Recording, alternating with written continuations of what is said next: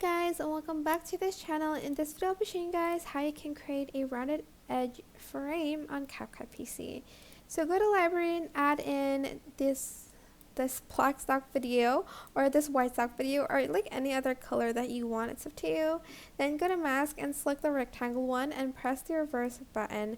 You're also going to adjust it to the video a little bit, and then you're just going to select this button right here.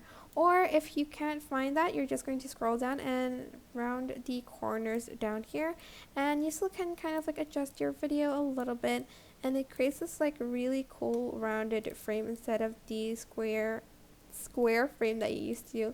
And even though you didn't like reverse it, for instance, you just wanted to make this kind of shape, it's possible. But that is basically it. You have like this cute frame. I hope this tutorial is helpful for you guys. Don't forget to like, comment, share, and also subscribe to this channel if you haven't done that already. If you have any questions, just leave it in the comment section down below and I'll try my best to answer them all for you guys. And if you found this video helpful, please click the thanks button above the description box down below. Thank you so much for watching. Bye!